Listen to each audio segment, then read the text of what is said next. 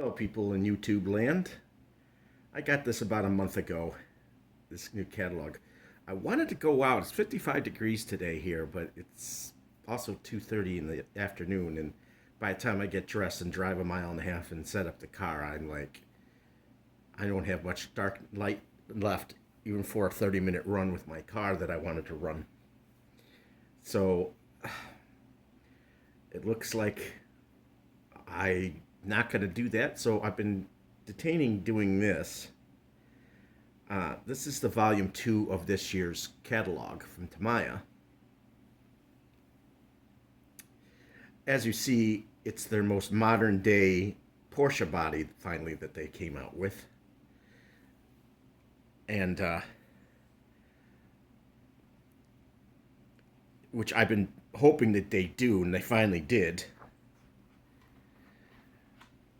Technically, this is the GT3, and the GT3 is rear-wheel drive, but they put this, of course, on the TT01 chassis. This is a painted body, which the original ones didn't come out with the painted body. This must be a new one that they came out afterwards with a painted body. What I want to say is that with the new BT01 coming out, you can make this body on a proper chassis when that comes out, and make it rear-wheel drive only, because it only is a rear-wheel drive only car. This car in real life has 520 horsepower. One of the best handling cars in the world. A lot of people don't know that. They also came back out with this classic old 2008 GT3 Cup VIP car. This is a race car, and it'd be nice to have these cars. I only have one on-road car, but money's tight, and I still have to get electronics for the kits I still haven't put together, and I need more electronics to fix a car that's been nothing but problems with electronics. As you see here, they also came out this year with the 2003 Ford Focus RS Custom. A lot of people love the rally car of this. I personally think this looks better than the rally cars that this represents, even because it doesn't have all the decals on it. It looks sleeker with this.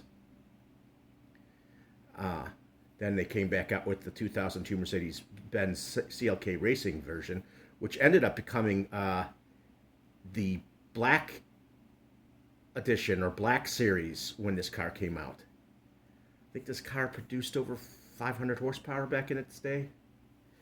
I doubt the last iteration that we got of the Ford Focus RS, it produced 350 horsepower.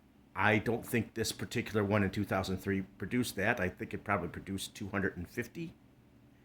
Something like that, about as much as the ST did. Maybe close to 300. So, as you see, these are the new bodies that come on well-known chassis. So, the GT4 Celica RS, which was a rally car, I don't know if they actually sent any of these to the United States. I know this model did make it to the United States, but I don't recall it having all-wheel drive on it that they sent here. They had it for rally. It might have been all-wheel drive in Europe, is available for Europe and Asia, this particular model. This is also a rally car, which was all-wheel drive for them, and this one is the 185, and this is the 165. Back in the day, this body style did come out with 185 horsepower, and this one back in the day was 165 horsepower, but I'm sure in rally form these were much higher horsepower than that. As you see, we got the new Scania here for their truck. It's kind of low profile compared to the other one they came out with last year, which was a 4x8 and had that wheel that went up into itself if you wanted it to electronically. It was just like an extra axle to carry extra weight, but it didn't have any power source to it.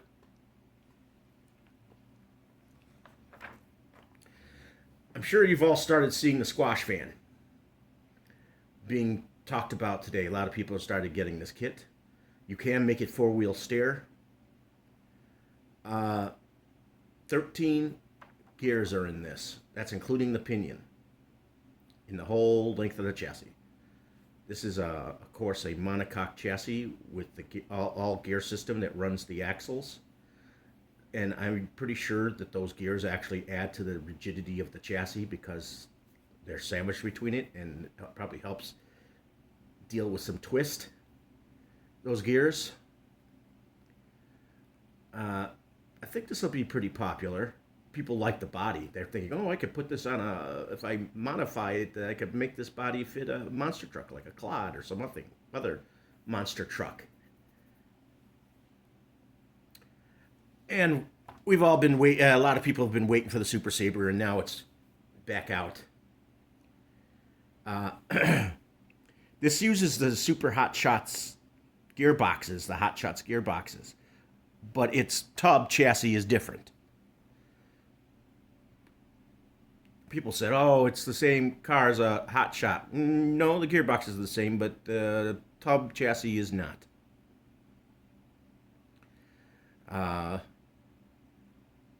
So I would love to have one of these. I never had a 2-shock car or a 3-shock car. I mean, I did back in the day when it was an M01, but not a buggy. So I think it's a good-looking body. Some people don't particularly like this body, but I like that body.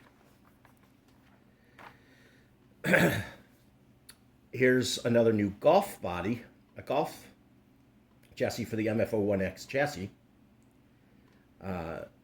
This car, back in the day, only had a 1.8 liter engine. Actually, they call it 1781cc, but it was 16 valve in 83 and double overhead cam.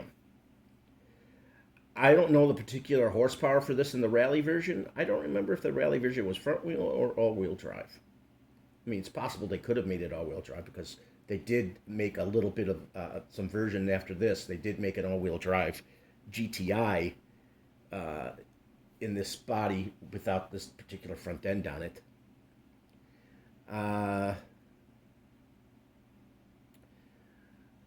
I would like an MF-01X chassis. It's a mini chassis with four-wheel drive. I'm betting with the way they're coming out with the MB-01 and the BT-01, I bet you they're planning on doing something similar with the four-wheel drive M chassis, which the MF-01X is. So, as we see here, this might have been front-wheel drive, or it might have been all-wheel drive for rally racing back in its day. But I don't think it was, because the only all-wheel drive rally car back in the day was the Audis in rally racing when this was out. Also, the Fiat here. This has a 1995cc engine in it with 4 valves per cylinder and double overhead cams. Back in the day when this is like, I don't know, in the 70s and 80s, this thing still produced 215 horsepower. That's a lot for a car from that era to have in a 4-cylinder. But it was rear-wheel drive. It wasn't all-wheel drive that I'm aware of. But they put it on the all-wheel drive chassis here. So, a lot of people probably like this Fiat body better than the Abarth model that they came out with the MB-01. Speaking of, I think the engine is very cool on this, how they detailed it. This is the short wheelbase of the new MB-01. This had a 982cc 4-cylinder engine. It was less than a liter. But from what I heard, what was said on the box when you get this kit, that it produced 110 horsepower. That's a lot for this car back in its day. 110 horsepower in less than a liter. And it was a 4-cylinder. and it was based on the Fiat 600, not the 500. Chinko is what they used to call that. As you can see here, you could have the engine up higher in the rear or lower in the rear, or you could have it front wheel drive. This car is rear wheel drive, so it should be the way it was on this. Same with this. This is a brand new one that came on that on the MB-01, but this is the medium wheelbase, and this is a new version of the Alpha that they had back in the day. I don't know. I like them about the same. This is interesting with the Italian colors on it. This is also set up the same way with front wheel drive or rear wheel drive. This is a rear wheel drive car, so you should probably make it rear wheel drive when you make it, to keep it realistic. That's how I would want it. I don't know why they're showing it with the front wheel drive when this was a rear wheel drive. See, mid rear. But you could have it front wheel drive if you want. They haven't come out with a body for the front wheel drive part for this. We want to make it front wheel drive on it. Everybody's familiar with the XV02 Pro, but they have an RS Pro, which is more on-road touring car usage. They change things around. The shocks are not as long. I think they both have center diffs like they do on here. One thing's for sure with this chassis and the original one, which is the rally car. This is the touring car version of it with different setup. They came with a gear that would overdrive you to the front or the rear, whatever you want. You could put that gear anywhere in the drivetrain to have it run faster in the front or run faster in the rear when it's running. So there was an overdrive on this as an option with a gear that they give you with the car, from what I understand. So this is the on-road version of the rally version. And it comes with more upgrades. Also, the TAO8R. This is their newer iteration of the TAO8s, the TAO cars. This comes with new pieces on it. It says this kit takes a TAO8 Pro chassis and pairs it with wide range of parts that further refine its performance aftermarket, dedicated to new components including aluminum upper arm mounts, motor mount, and rear body mount posts, plus carbon fiber upper deck and rear body mount plate. A whole host of hop-ups are also included, making this a kit that you won't want to miss. That's what they say. This kit here is probably $500-$600 because of how focused it is and all those added parts. And that's a rolling chassis. It doesn't even come with tires, it looks like. You have to put everything in it.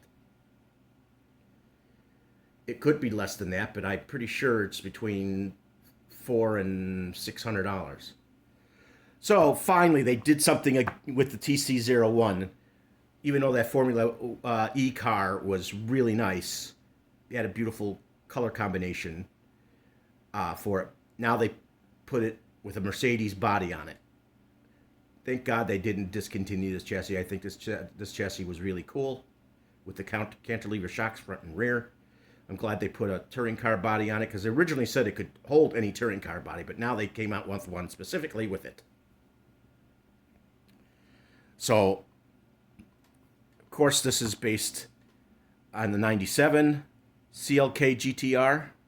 There was a Black Series version of this too back in the day.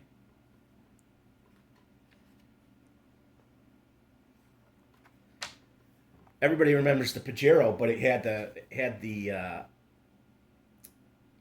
lunchbox tires on it. So, but they did something different with this by bringing this body back.